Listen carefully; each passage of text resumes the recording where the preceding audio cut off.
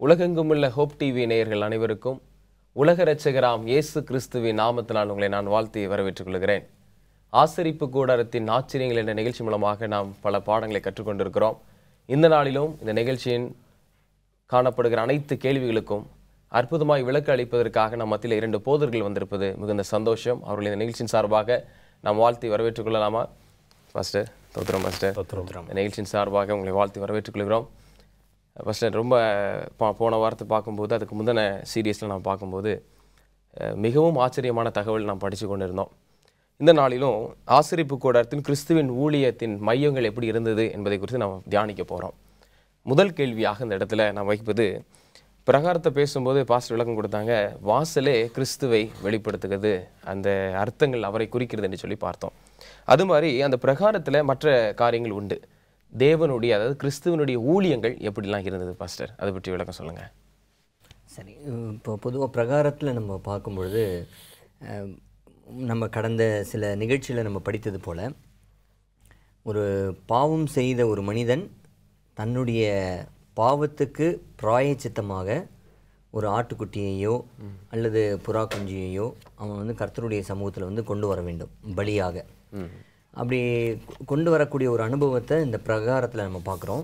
எந்த நபர் பாவம் செய்திருக்கிறார்களோ அவர்களுடைய சொந்த கைகளினாலேயே அந்த மிருகத்தை பலியிட வேண்டும்.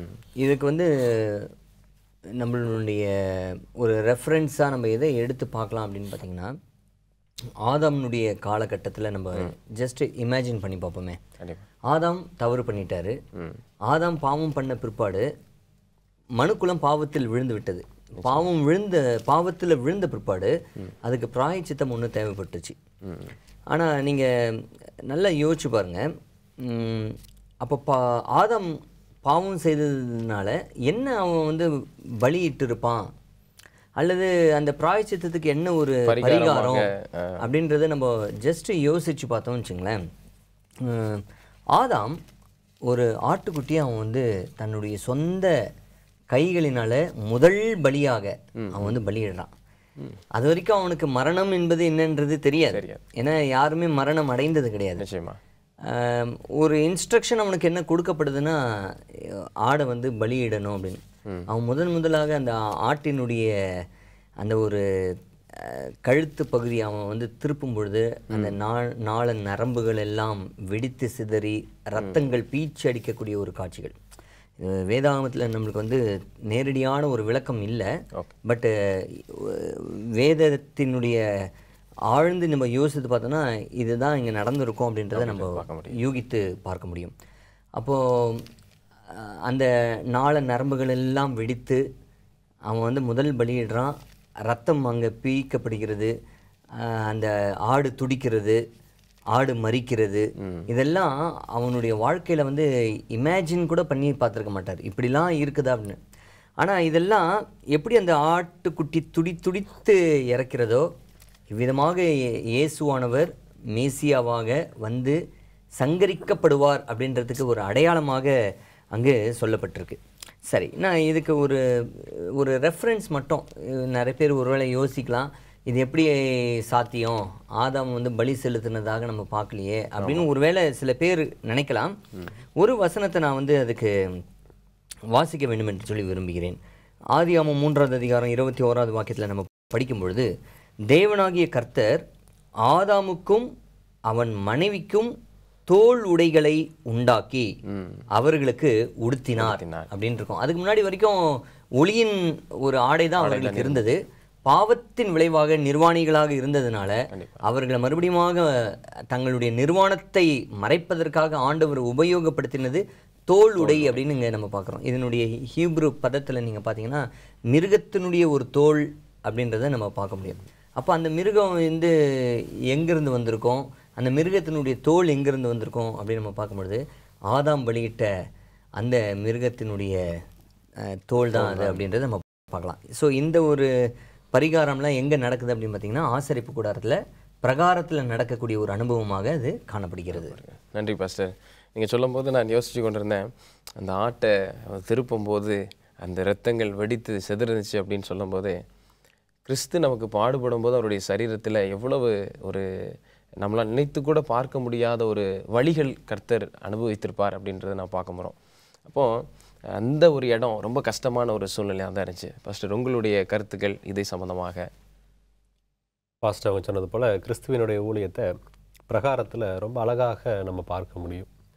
அந்த பலி என்பது பிரகாரத்தில் செலுத்தப்படும் பொழுது குற்றம் அவனுக்கு மன்னிக்கப்பட்டதற்கான அடையாளமாக அது காணப்படுகிறது.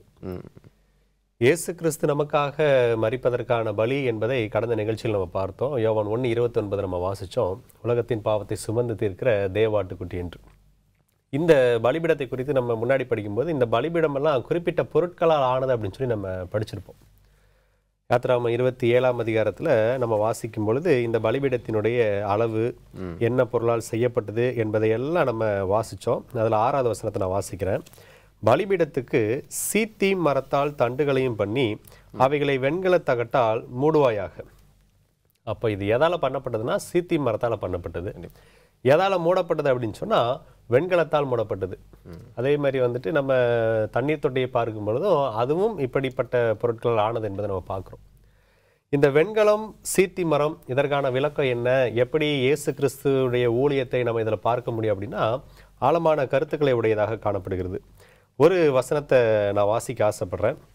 இந்த வெண்கலத்தினுடைய பொருள் வேதாகமத்தில் என்ன இருக்குது அப்படின்னு சொன்னால் உபாகம புஸ்தகம் 33ஆம் அதிகாரத்தில் 25வது வசனத்தை வாசித்தோம்னா இந்த வெண்கலத்தை குறித்து நம்ம அதனுடைய ஒரு குணத்தை அறிந்து கொள்ள முடியும். உபாகமம் 33ஆம் அதிகாரத்தில் 25வது வசனம். இரும்பும் வெண்கலமும் உன் பாதரட்சியின் கீழ் இருக்கும், உன் நாட்களுக்கு தக்கதாய் உன் பலனும் இருக்கும். அப்போ இந்த இரும்பும் வெண்கலமும் பலத்தை குறிக்கக்கூடிய ஒரு பொருளாக காணப்படுகிறது. இன்னொரு வசனத்தை கூட வாசிப்போம்.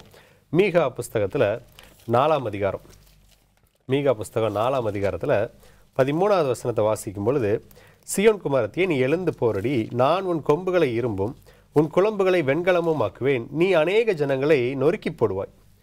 ஒரு பலத்தை குறிக்கக்கூடியதாக இந்த வெண்கலம் ஆனது காணப்படுகிறது. ஒரு ஸ்ட்ரென்த், என்டியூரன்ஸ், இன்னும் நிறைய காரியங்கள் நம்ம இதில் பார்க்க முடியும். பாஸ்டர், ஒரு சின்ன இடைவெளிக்கு பிற்பாடு நாம் மீண்டும் தொடங்கலாம். நேயர்களே, நல்ல பதில்களையும் வேதத்தினுடைய ரகசியத்தை வேத வார்த்தையின் மூலமாக படித்துக் கொண்டிருக்கிறோம். ஒரு சிறிய இடைவெளி பிற்பாடு மீண்டும் நாம் நிகழ்ச்சிகள் கடந்து செல்வோம்.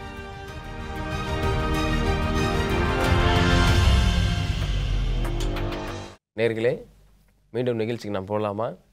பாஸ்டர், தொடர்ந்து நம்ம பேசிகிட்டு இருந்தீங்க, அவருடைய தொடர்ச்சி நீங்கள் கண்டினியூ பண்ணுங்க. ஆமாம், நம்ம வந்துட்டு அந்த பலிபீடம், தண்ணீர் தொட்டி, அது என்ன பொருளால் ஆனது, இது எல்லாத்துக்குமே ஆவிக்குரிய அர்த்தம் இருக்குது அப்படின்னு சொல்லி நம்ம முன்னாடி பார்த்தோம். அதனுடைய அர்த்தத்தை இப்போது பார்த்து கொண்டிருக்கிறோம். வெண்கலம் என்பது எதை குறிக்கக்கூடியது, அதனுடைய குணம், கேரக்டர் எப்படிப்பட்டது அப்படின்னு சொல்லி நம்ம பார்க்கும் பொழுது அது பலனுடையது, ஸ்ட்ரென்த், அதற்கான ஒரு அடையாளமாக இந்த வெண்கலம் இருக்குன்னு சொல்லி நம்ம பார்த்தோம். இந்த பலிபீடத்தில் ஸ்ட்ரென்த்துக்கும் பலிபீடத்துக்கும் என்ன அவசியம் அப்படின்னு சொல்லி பார்க்கும் பொழுது உள்ளே இருக்கக்கூடிய பொருட்கள் எல்லாம் பொன்னால் செய்யப்பட்டது. பொன்னால் மீன்ஸ் பொன் தகட்டால். கண்டிப்பாக. ஆனால் வெளியில் வந்து வெண்கல தகட்டை வைக்க சொல்லியிருக்காங்க. எதுக்கு அப்படின்னு சொன்னால் இந்த வெண்கலம் வந்துட்டு நெருப்பிலே படும் பொழுது பிரகாசிக்கிற தன்மையுடையது. அது மட்டும் இல்லாமல் இது வெளியிலே வெயில் படும், எல்லாம் படும், நாள்பட்ட நேரத்திலும் அதனுடைய என்டியூரன்ஸ், நீடித்த நாட்கள் உழைக்க வேண்டும் என்பது இதெல்லாமே வெளிப்படையான காரணங்கள். கண்டிப்பாக. ஆனால் இந்த வெண்கலத்துக்கு இருக்கக்கூடிய இன்னொரு முக்கியமான குணம் வேதத்தில் என்ன சொல்லியிருக்கு அப்படின்னு சொன்னால் லேவியராகம புஸ்தகத்தில் 26ஆம் அதிகாரத்தை வாசிக்கும்போது உண்மையாகவே இந்த பலிபீடத்திற்கு வரக்கூடிய ஒரு நபர் என்ன, இந்த பலிபீடத்தினுடைய அந்த வெண்கல தகட்டால் சுற்றப்பட்ட அந்த பலிபீடத்தை பார்க்கும் பொழுது அவருடைய இருதயம் எப்படிப்பட்டதாக இருக்க வேண்டும் என்று ஆண்டவர் சொல்கிறாருன்னு சொன்னால், இந்த வெண்கலத்தை பார்க்கும் பொழுது 18வது வசனத்திலிருந்து நான் வாசிக்கிறேன். இவ்விதமாய் நான் உங்களுக்கு செய்தும் இன்னும் நீங்கள் எனக்கு செவி கொடாதிருந்தால் உங்கள் பாவங்களின் நிமித்தம் பின்னும் ஏளத்தனையாக உங்களை தண்டித்து உங்கள் வல்லமையின் பெருமையை முறித்து உங்கள் வானத்தை இரும்பைப் போலவும் உங்கள் பூமியை வெண்கலத்தைப் போலவும் ஆக்குவேன். உங்கள் பலன் விருதாவிலே செலவழியும், உங்கள் தேசம் தன் பலனையும் தேசத்தின் மரங்கள் தங்கள் கனிகளையும் கொடுக்க மாட்டாது. இந்த வெண்கலத்தை பார்க்கும் பொழுது இது என் பாவத்தை சுட்டி காட்டக்கூடிய ஒன்று. இதில் வந்துட்டு நான் மனம் திரும்பலை அப்படின்னு சொன்னால் இன்னும் எனக்கு அதிகமான பிரச்சனைகள் வரும். நியாய தீர்ப்பை குறித்த ஒரு பயத்தை, நியாய தீர்ப்பை குறித்த ஒரு எச்சரிப்பை கொடுக்கக்கூடியதாக அந்த வெண்கலமானது காணப்படுகிறது. அதான் இதில் வசனம் சொல்லுது, எனக்கு செவிகொடாது இருந்தால் உங்கள் பாவங்களை நிமித்தம் பின்னும் ஏளத்தனையாக உங்களை தண்டித்து. அதோட டபுள் ட்ரிபிளாக போயிட்டு இருக்கோம்.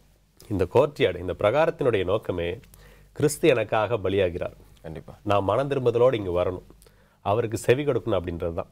அதை உணர்த்துவதற்காக அந்த வெண்கல தகடு நிச்சயமா வந்து அதை பார்த்து ஆண்டவருக்கு செவி கொடாத ஒரு சூழ்நிலை இருக்குன்னு சொன்னா, அந்த வெண்கலை நமக்கு எதை உணர்த்துதுன்னு சொன்னா, ஏலத்தனையான தண்டனை இருக்கு. ஒரு பாவி மனம் திரும்புதலுக்கான இடம் அது. கண்டிப்பா அந்த மனம் திரும்புதலுக்கான இடத்திலே அந்த வெண்கலம் அதை குறிக்கக்கூடியதாக காணப்படுகிறது. இன்னும் வந்துட்டு அந்த சீத்தி மரம்னு சொல்லி நம்ம பார்த்தோம் இல்லையா, பாஸ்ட் அவங்க சொல்லும்போது சொன்னாங்க வைல்ட் அகாசியா வுட் அப்படின்னு சொல்லி. அதுதான் அதனுடைய அந்த ஃபேமிலி, ட்ரீ ஃபேமிலியோடைய பெயர். இந்த சீத்தி மரத்தை பார்க்கும்போது இது எல்லாமே சீனாய் மலையில் நடக்கக்கூடிய அனுபவங்கள். ஓகே, இந்த சீனாய் மலை அப்படின்னு சொன்னா நமக்கு தெரியும், மோசே வந்துட்டு ஆண்டவரை சந்தித்த ஒரு இடம். கண்டிப்பா முட்புதரில் இருந்து ஆண்டவர் பேசினான்னு சொல்லி பார்ப்போம். இந்த சீத்தி மரம், இந்த அகசியா, வைல்ட் அகசியா ஃபேமிலி வந்துட்டு இது ஒரு சிறிய உயரத்தில் வளரக்கூடிய ஒரு மரங்கள். இது வந்துட்டு ஒரு முட்செடி என்று சொல்லலாம். இதுல இருந்து தான் எல்லா பொருட்களையும் செய்ய சொல்லியிருக்கார் ஆண்டவர். என்ன அப்படின்னு சொன்னா, மரம் என்பது மனிதர்களை வேதத்திலே குறிக்கிறது. ஓகே, மரம் என்பது வேதத்திலே மனிதர்களை குறிக்கக்கூடியதாக இருக்கிறது. இந்த மரத்தை வெண்கல தகட்டால் கவர் பண்ணணும்னு ஆண்டவர் சொல்றார். மரம் உள்ள இருக்கு, அதை வெண்கல தகட்டால கவர் பண்ணணும்னு ஆண்டவர் சொல்றார். இதுல என்ன இயேசு கிறிஸ்து வெளிப்படுத்துறாருன்னு சொன்னா, நீங்க மரம், அதுவும் எப்படிப்பட்ட மரம்னு சொன்னா முட்புதர். அதை யாரும் எடுத்து பயன்படுத்த மாட்டாங்க. கண்டிப்பா இதை தான் எடுத்து பயன்படுத்தணும்னு ஆண்டவர் சொல்றாரு. உங்களை எடுக்கிறார் ஆண்டவர், அதை அவரால் சுற்றுகிறார். கிறிஸ்துவினுடைய தரிசனத்தை நம்ம வெளிப்படுத்தல் 1ஆம் அதிகாரத்தில் பார்க்கும் பொழுது அவருடைய பாதங்கள் எப்படி இருந்துச்சுன்னா பிரகாசிக்கிற வெண்கலத்தை போல இருந்தது. அது எப்ப பிரகாசமாகுதுன்னு சொன்னா, அவர் எல்லா பாடுகளையும் கடந்து வந்த பிறகு. நம்ம மேல அந்த வெண்கலத்தகடு சுத்தணும்னு சொன்னா, அவர் எல்லா பாடுகளையும் கடந்து வந்து நம் மீது அவருடைய நீதியை கொடுக்கிறார். கிறிஸ்து எப்படி இந்த பலிபீடத்தில் வெளிப்படுறாருன்னு சொன்னா, அந்த சீத்தி மரம் நாம. வெண்கல தகடு என்பது அவர் நமக்காகப்பட்ட பாடுகள். அதன் மூலமாக நம்மை அவர் சுற்றுகிறார். மரம் தெரியாது, வெளியில யார் தான் தெரிவாங்கன்னு சொன்னா அந்த வெண்கல தகடு தான் தெரியும். ஒரு வசனத்தை நான் வாசிக்கிறேன். கொலோசையர் 3ஆம் அதிகாரம். ஏனென்றால் நீங்கள் மரித்தீர்கள், உங்கள் ஜீவன் கிறிஸ்துவுடனே தேவனுக்குள் மறைந்திருக்கிறது. எப்படி அந்த மரம் மறைஞ்சு வெளியில வெண்கல தகடு தெரியுதோ, அது மாதிரி நாம மறைஞ்சு கிறிஸ்து தெரிகிறார். அதுதான் அந்த பலிபீடம் வெளிப்படுத்தக்கூடியது, தண்ணீர் தொட்டி வெளிப்படுத்தக்கூடியது. இதுல தேவன் நமக்கு நிறைய பாடங்களை வச்சிருக்காரு. நம்ம படிக்க படிக்க புதிதாக நிறைய காரியங்களை வெளிப்படுத்துவார். இப்போதைக்கு நம்ம இந்த பிரகாரத்தில் இயேசு கிறிஸ்துனுடைய ஊழியம் என்னன்னு சொன்னா, நமக்காக அவர் பட்ட பாடுகளால தான் நம்ம நீதியாக சுற்றப்பட்டு நீதிமன்களாக காணப்படுகிறோம். நம்ம முட்செடி, நம்ம ஒன்றும் கிடையாது. நன்றி பாஸ்டர், ரொம்ப அழகான ஒரு விளக்கங்கள். இன்னைக்கு இந்த ஒரு புரியாத புதிரிலிருந்து நான் கற்றுக்கொண்ட பாடங்கள் அதுதான். எனக்கு இப்போ என்ன ஆசையாக இருக்குன்னா, நம்ம படிக்கிற இந்த பாடம் இன்னும் நிறைய பேருக்கு தெரிஞ்சிருந்தா இன்னும் தேவனுடைய அன்பை இன்னும் ஆழமாய் புரிவார்கள் என்ற ஒரு விழிப்புணர்வு இந்த ஒரு கருத்தின் மூலமாக நான் பெற்றுக்கொண்டேன். தொடர்ந்து பாஸ்டர் அடுத்த கேள்விக்கு நாம் கடந்து செல்வோம். இப்போ சுரேஷ், உங்களுக்கான ஒரு கேள்வி. பரிசுத்த ஸ்தலத்தில் இயேசு கிறிஸ்துவனுடைய பிரதிபலிப்பானது அவருடைய ஊழியம் அந்த பரிசுத்த ஸ்தலத்தில் எப்படிப்பட்டதாக இருக்கிறது? கிறிஸ்துவனுடைய ஒரு அற்புதமான ஒரு ஊழியம் இந்த பரிசுத்த ஸ்தலத்தில் நீங்களும் நானும் பார்க்க முடியும். ஒரு ஆசாரியன் என்ன அங்கே செய்கிறாரு அப்படின்றத நம்ம ஜஸ்ட் அப்சர்வ் பண்ணோம் அப்படின்னா, கிறிஸ்துவும் அதை தான் அவர் பரலோகத்தில் பண்ணார் அப்படின்றத நம்ம புரிந்து கொள்ளலாம். சரி, ஆசாரியன் அந்த பரிசுத்த ஸ்தலத்தில் என்ன பண்ணுறாரு அப்படின்றதுக்கு வேத வாக்கியத்திலேருந்து உங்களுக்கு நான் அதை விளக்கி காண்பிக்க வேண்டும் என்று சொல்லி நான் விரும்புகிறேன். லூக்கா 1ஆவது அதிகாரத்தில் சகரியா என்று சொல்லக்கூடிய ஒரு ஆசாரியனை குறித்து அந்த வாக்கியம் சொல்கிறது. அதை நான் உங்களுக்கு வாசிக்கிறேன். லூக்கா 1ஆவது அதிகாரம் வாக்கியங்கள் 8வது வாக்கியத்திலிருந்து வாசிக்கிறேன். அப்படி இருக்க அவன் தன் ஆசாரிய வகுப்பின் முறைப்படி தேவ சந்நிதியிலே ஆசாரிய ஊழியம் செய்து வருகிற காலத்தில், 9வது வாக்கியம், ஆசாரிய ஊழிய முறைமையின்படி அவன் தேவாலயத்துக்குள் பிரவேசித்து தூபம் காட்டுகிறதற்கு சீட்டை பெற்றான். 10வது வாக்கியம், தூபம் காட்டுகிற வேளையிலே ஜனங்கள் எல்லாரும் கூட்டமாய் வெளியே ஜெபம் பண்ணி கொண்டிருந்தார்கள். இந்த வசனம் ரொம்ப தெளிவான ஒரு வசனம். ஆசாரியன் உள்ள என்ன செய்கிறாரு அப்படின்னா, இந்த மக்களுடைய பாவங்களுக்காக பரிந்து பேசி கொண்டு இருக்கிறாரு. ஆனால் பிரகாரத்தில் மக்கள் என்ன பண்ணி கொண்டு இருக்கிறாங்க அப்படின்னா, ஜெபம் பண்ணி கொண்டு இருக்கிறாங்களாம். ஏன் ஜெபம் பண்ணிக்கிட்டு இருக்காங்க அப்படின்னா, உள்ள என்னுடைய பெயர் எடுக்கப்படுது, என் பெயர் உள்ளே எடுக்கப்படும் பொழுது ஜனங்கள் என்ன பண்ணுறாங்கன்னா, ஐயோ என் பெயர் எடுக்கப்படுமே இப்பொழுது அப்படின்னு சொல்லிட்டு வெளியே பயபக்தியோடு என்ன பண்ணிகிட்டு இருக்காங்களாம், பாவ அறிக்கை செய்து ஆண்டவரே என் பாவத்தை மன்னிங்க ஆண்டவரேன்னு சொல்லி அவர்கள் என்ன பண்ணுவாங்களாம், இங்கே ஜெபம் பண்ணிக்கிட்டே இருப்பாங்களாம். ஆசாரியன் உள்ள பரிந்து பேசிக்கொண்டே இருக்கிறாரு, இங்கே மக்கள் ஜெபம் பண்ணிக்கிட்டே இருக்கிறாங்க. அப்போது பரிசுத்த ஸ்தலத்தில் இயேசுவானவர் என்ன செய்கிறாரு அப்படின்னா, அவர் உங்களுக்காக எனக்காக பரிந்து பேசுகிற ஊழியத்தை அந்த பரிசுத்த ஸ்தலத்தில் அவர் செய்கிறார். நல்ல ஒரு விளக்கத்தை படிச்சுட்டு ஒரு சிறிய இடைவெளி பிற்பா மீண்டும் நாம் நிகழ்ச்சிக்கு வரலாம். நேயர்களே, ஒரு சிறிய இடைவெளி பிற்பாடு மீண்டும் நாம் நிகழ்ச்சிக்கு செல்லலாம்.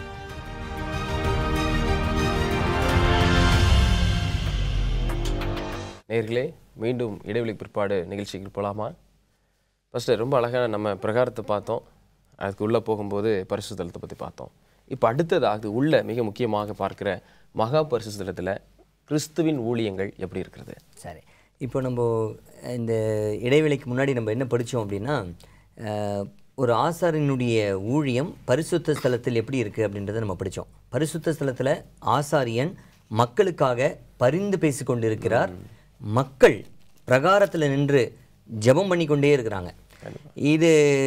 இதுதான் ப்ராசஸ். இந்த ப்ராசஸ் எப்போ நடக்கும்னா டெய்லியுமே நடக்கும், அனுதினமும் நடக்கக்கூடிய ஒரு ப்ராசஸ். இப்போ போகிற மாதிரி வாரத்துக்கு ஒரு நாள் சர்ச்சை அப்படின்லாம் இல்லை, தினந்தோறும் நடக்கக்கூடிய ஒரு ப்ராசஸ்.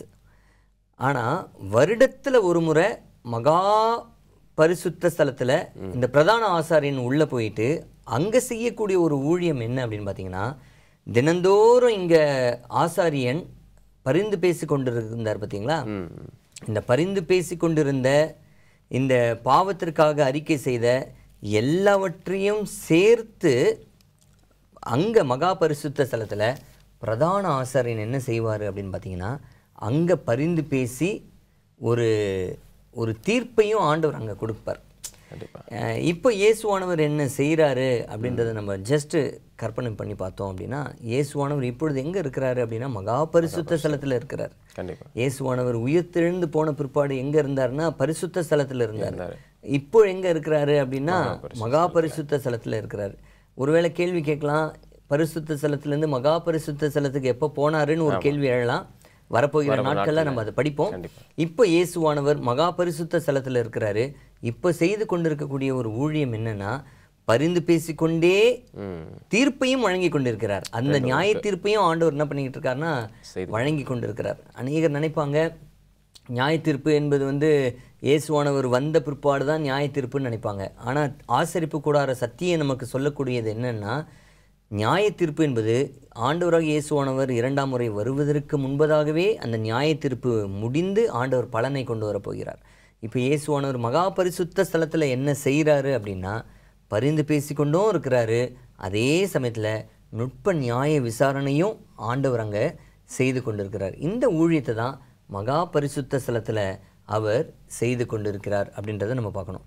ஒரு வசனத்தை நான் வாசிக்கணும்னு சொல்லி நான் விரும்புகிறேன். இந்த ஆசரிப்பு கூடார சத்தியத்திலேருந்து நீங்களும் நானும் படிக்கக்கூடிய ஒரு அற்புதமான ஒரு செய்தி என்ன அப்படின்னா, இந்த ஆசரிப்பு கூடாரத்தில் இஸ்ரவேல் மக்கள் மத்தியில் ஆண்டவர் பரிசுத்தத்தை எதிர்பார்க்குறாரு. அவங்கக்கிட்ட எந்த ஒரு அறிக்கை செய்யாத பாவமோ மன்னிக்கப்படாத பாவமோ ஒரு நாளும் இருக்கிறத ஆண்டவர் விரும்பவில்லை. ஒரு வசனத்தை வாசிக்கிறேன். உபாகமம் 23வது அதிகாரம் 14வது வாக்கியம். உன் தேவனாகிய கர்த்தர் உன்னை ரட்சிக்கவும் உன் சத்துருக்களை உனக்கு ஒப்புக் கொடுக்கவும் உன் பாளையத்திற்குள்ளே உலாவிக் கொண்டிருக்கிறார். ஆகையால் அவர் உன்னிடத்தில் அசுசியான காரியத்தை கண்டு உன்னை விட்டு போகாதபடிக்கு உன் பாளையம் சுத்தமாயிருக்க கடவது. அப்போ இந்த வசனத்தில் நம்ம என்ன படிக்கிறோம் அப்படின்னா, ஆண்டவர் அந்த ஆசரிப்பு கூடாரத்தில் மக்கள்கிட்ட எந்த ஒரு அசுசியும் இருக்கக்கூடாது அப்படின்னு ஆண்டவர் விரும்புகிறார். இப்பேற்பட்ட ஒரு வல்லமையான ஒரு ஊழியத்தை இந்த ஆசரிப்பு கூடாரத்தின் மூலமாக நீங்களும் நானும் படித்துக்கொள்கிறோம். நன்றி பாஸ்டர். ஆண்டவர் சொல்கிற ஒரு பாடங்கள் அதில் என்ன அப்படின்னா, சுத்தம், ரொம்ப க்ளீனஸ் இருக்கணும் அந்த இடத்துல அப்படின்றத மையப்படுத்துகிறேன். பாஸ்டர், உங்களுடைய ஒரு கருத்துக்கள் இதில் இருக்குன்னு சொன்னால் அதனுடைய தொடர்ந்து மெல்கிசேதேக்கும் கிறிஸ்துவ ஊழியத்திற்கும் சம்பந்தங்கள் இதில் இருக்குதா அப்படின்ற ஒரு கருத்தையும் சொல்லுங்கள் பாஸ்டர். நம்ம மெல்கிசேதேக்கை குறித்து பார்ப்பதற்கு முன்பாக இந்த பரிசுத்த ஸ்தலத்திலும் மகா பரிசுத்த ஸ்தலத்திலும் இயேசு கிறிஸ்துவை குறிக்கக்கூடிய மற்றும் ஒரு பொருளையும் நம்ம பார்த்துட்டா நல்லா இருக்கும்னு சொல்லி ஆசைப்பட்றேன். அந்த கேள்விக்கு நம்ம தொடர்ந்து பதில் பார்க்கலாம்னு நான் நினைக்கிறேன். நம்ம முன்னாடியே பார்த்துருந்தோம், வெளியில் இருக்கக்கூடிய பொருட்கள் வெண்கல தகட்டால் மூடப்பட்டது பிரகாரத்தில். ஆனால் பரிசுத்த ஸ்தலத்திலும் மகா பரிசுத்த ஸ்தலத்திலும் இருக்கக்கூடிய பொருட்களை தேவன் பொன் தகட்டால் மூட சொன்னார் அப்படின்னு சொல்லி நம்ம பார்த்தோம். வெண்கலத்திற்கான காரணத்தை நம்ம பார்த்தோம். அது நியாயத்தீர்ப்பை குறிக்கக்கூடியதாக இருந்தது. ஏன்னா அது மக்களுடைய கண் பார்வையில் இருந்துச்சு. கண்டிப்பாக. ஆனால் பரிசுத்த ஸ்தலத்திலும் மகா பரிசுத்த ஸ்தலத்தில் இருந்த பொருட்கள் மக்களுடைய கண் பார்வையில் இல்லை, அது உள்ளாக காணப்பட்டது. அதுவும் எதை குறிக்கிறது, அந்த பொன் தகடு எதை குறிக்கிறது அப்படின்னு சொல்லி நம்ம பார்க்கும்பொழுது யோபு புஸ்தகத்தில் 22ஆம் அதிகாரம் 25வது வசனத்தை நான் வாசிக்கிறேன். அப்பொழுது சர்வ வல்லவர் தாமே உமக்கு பசும் பொன்னும் உமக்கு சொக்க வெள்ளியுமாய் இருப்பார். இங்கேயும் பொருட்கள் சீத்தி மரத்தால் ஆனது தான். கண்டிப்பாக. ஆனால் இங்கே வந்துட்டு எதால் இருக்குதுன்னு சொன்னால் பொன்னால் இருக்கிறது. அந்த வெண்கலத்தை காட்டிலும் சற்று தரம் உயர்ந்த ஒன்றாக. அங்கே இயேசு கிறிஸ்து தான், இங்கே இயேசு கிறிஸ்து தான். ஆனால் என்னன்னு சொன்னால் நம்முடைய வாழ்க்கை பிரகாரத்தில் இருக்கக்கூடிய நம்முடைய வாழ்க்கை பரிசுத்த ஸ்தலத்திற்கு வரும்போது கிறிஸ்தவ தரம் என்பது உயர்ந்ததாக காணப்பட வேண்டும். ஒரு ஸ்டெப் மேலே போகுது. ஆமாம், முன்னேறக்கூடியதாக காணப்பட வேண்டும். அதை குறிக்கக்கூடிய விதமாகத்தான் ஆண்டவர் இதை பொன்னால் செய்ய சொல்லியிருக்கிறார். இந்த பொருட்கள் எல்லாவற்றிலுமே இயேசு கிறிஸ்து ஒரு பாடத்தை நமக்கு கொடுத்திருக்கிறார். நம்ம படிக்கும் பொழுது அந்த பிரகாரத்திலிருந்து பாஸ்டர் சொன்னாங்க, பரிசுத்த ஸ்தலத்தில் ஆசாரியன் ஊழியம் செய்யும் பொழுது வெளியில் இருக்கக்கூடியவர்கள் எனக்காக ஆசாரியன் பரிந்து பேசி கொண்டிருக்கிறார், நான் ஜெபிக்க வேண்டும், என்னுடைய பாவத்தை நான் அறிக்கை செய்து எதையுமே மறைக்காதபடிக்கு நான் எல்லாவற்றையும் விட்டுவிட வேண்டும் என்று சொன்னாங்க இல்லையா. இந்த பரிசுத்த ஸ்தல அனுபவத்தில் வரும் பொழுது இதற்கு முன்பாக இருந்த என்னுடைய வாழ்க்கை மாறினதாக, அந்த பழைய வாழ்க்கையை விட்டுவிட்டதாக அடுத்த ஸ்டெப்புக்கு போயிருக்கணும் அப்படின்றதை குறிக்கக்கூடியதாகத்தான் அந்த பொன் தகடு இந்த இடத்துல. அதுவும் ஆண்டவர் தான், நம்முடைய வாழ்க்கையை நம்மால் மாற்ற முடியாது. வேதம் சொல்லுகிறது, யோவான் 15ஆம் அதிகாரத்தில் நம்ம வாசிக்கிறோம், என்ன இல்லாமல் உங்களால் ஒன்றும் செய்ய கூடாது. ஸோ இந்த பாடங்கள் நமக்கு கற்றுக் கொடுப்பது என்னன்னு சொன்னால், இயேசு கிறிஸ்து எல்லா இடத்திலும் வெளிப்படுகிறார். வெளிப்படக்கூடிய ஒவ்வொரு இடத்திலும் நமக்கு ஒரு பாடத்தை கற்றுக் கொடுக்கிறார். அதை காட்டிலும் நம்முடைய வாழ்க்கை பரிசுத்த ஸ்தல அனுபவத்திலே முன்னேறினதாக காணப்பட வேண்டும். நன்றி பாஸ்டர். நல்ல ஒரு விளக்கத்தை நம்ம படிச்சுட்டு இருந்தோம் பாஸ்டர். இன்னைக்கு இந்த பாடத்தில் நான் கற்றுக்கொண்ட கருத்து, கர்த்தர் எதிர்பார்க்கிறார், பரிசுத்தமாய் வாழ வேண்டும் என்று சொல்லி தேவன் எதிர்பார்க்கிறார். அதனால தான் ஒவ்வொரு பார்க்குறோம் இல்லையா, அந்த இடத்துல எல்லாம் ஒவ்வொரு இதுலேயும் அவருடைய அன்பையும் அவருடைய தியாகத்தையும் அவர் பட்ட பாடையும் வெளிப்படுத்துது. அதில் இன்றைக்கி நம்ம தீர்மானம் எடுக்க வேண்டும். நிச்சயமாக நல்ல ஒரு பாடத்தை எடுத்திருந்தீங்க பாஸ்டர், ரொம்ப சந்தோஷம் இந்த நாளை சிறப்பித்து தந்ததுக்காக. நேர்களே, மனதில் மீண்டும் பதித்து வையுங்கள். கர்த்தர் எதிர்பார்க்கிற அந்த பாடத்தை நாம் படித்து நம் வாழ்க்கையில் அபியாசிப்பதற்கு தேவன் விரும்புகிறார் என்பதை சிந்தித்து நம் வாழ்க்கையில் வாழ்வோம். நிச்சயமாக அவருடைய எதிர்பார்ப்புக்கு ஏற்ற பலனை நமக்கு தருவார் என்பதும் எந்த விதமான ஒரு சந்தேகமும் கிடையாது. தொடர்ந்து நிகழ்ச்சியை பாருங்கள். தேவனுடைய ஆசீர்வாதம் உங்களுக்கு எப்பொழுதும் தங்கும். மீண்டும் அடுத்த நிகழ்ச்சி சந்திக்கும் வரை தேவனுடைய ஆசீர்வாதம்